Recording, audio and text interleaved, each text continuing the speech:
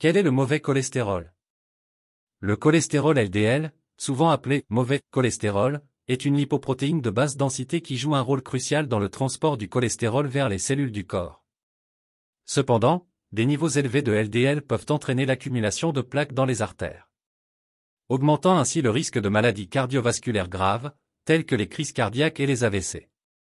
Cet article vise à clarifier ce concept souvent mal compris, en fournissant une explication détaillée des implications du cholestérol LDL pour la santé cardiovasculaire. Comprendre le cholestérol LDL. Le cholestérol est une molécule lipidique essentielle à la structure des membranes cellulaires et à la production de certaines hormones. Il est produit par le foie et peut également être obtenu à partir d'aliments d'origine animale tels que la viande, les produits laitiers et les œufs. Sous sa forme circulante, il est transporté dans le sang par des lipoprotéines. Cependant, le cholestérol peut être classé en différentes catégories en fonction des lipoprotéines qui le transportent. Les lipoprotéines de basse densité, LDL, sont souvent désignées comme le mauvais cholestérol. Car un excès de LDL peut s'accumuler dans les artères, favorisant ainsi le développement de plaques d'athérome et augmentant le risque de maladies cardiovasculaires. En revanche, les lipoprotéines de haute densité, HDL, sont considérées comme le bon cholestérol. Le HDL agit en nettoyant le cholestérol des artères, le transportant vers le foie où il est éliminé du corps. Un niveau élevé de HDL est associé à une réduction du risque de maladies cardiovasculaires. Qu'est-ce que le mauvais cholestérol? Le mauvais cholestérol est le cholestérol LDL, ou lipoprotéine de basse densité. Ces lipoprotéines garantissent que le cholestérol produit dans notre foie peut être transporté via le sang vers d'autres parties du corps, comme les organes.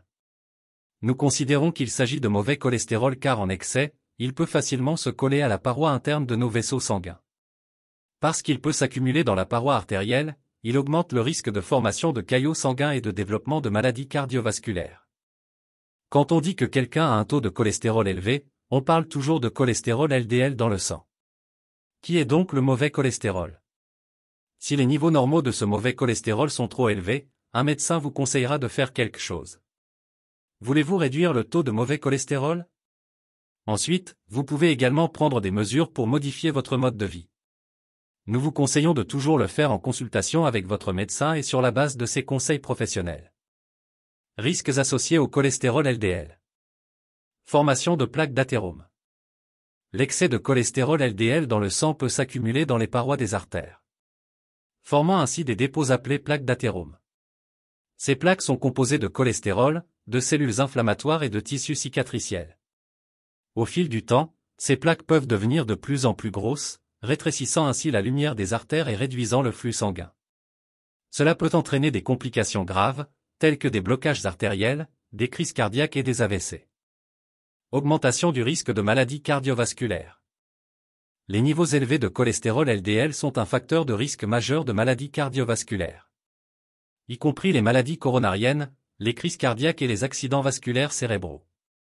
L'accumulation de plaques dans les artères peut entraîner une diminution de l'apport sanguin vers le cœur et le cerveau, ce qui peut causer des dommages graves aux tissus et même la mort cellulaire. Facteurs influençant les niveaux de cholestérol LDL. Facteurs génétiques. Les antécédents familiaux jouent un rôle majeur dans la prédisposition aux niveaux élevés de cholestérol LDL. Certaines personnes ont une prédisposition génétique à métaboliser le cholestérol de manière moins efficace, ce qui peut entraîner des taux élevés de cholestérol LDL dès un jeune âge, indépendamment des habitudes de vie. Facteurs environnementaux et modes de vie. Alimentation. Une alimentation riche en graisses saturées et en cholestérol, comme la consommation excessive de viande grasse, de produits laitiers riches en matières grasses et d'aliments transformés, peut augmenter les niveaux de cholestérol LDL. Sédentarité. Un mode de vie sédentaire est souvent associé à des niveaux élevés de cholestérol LDL. L'activité physique régulière peut aider à réduire ces niveaux en favorisant le métabolisme du cholestérol. Tabagisme. Le tabagisme peut non seulement augmenter les niveaux de cholestérol LDL, mais aussi endommager les parois des artères, favorisant ainsi l'accumulation de plaques d'athérome. Prévention et gestion du cholestérol LDL. Alimentation saine. Réduire les graisses saturées et trans, limiter la consommation d'aliments riches en graisses saturées et en gras trans, tels que les viandes grasses, les produits laitiers entiers et les aliments transformés, peut aider à réduire les niveaux de cholestérol LDL.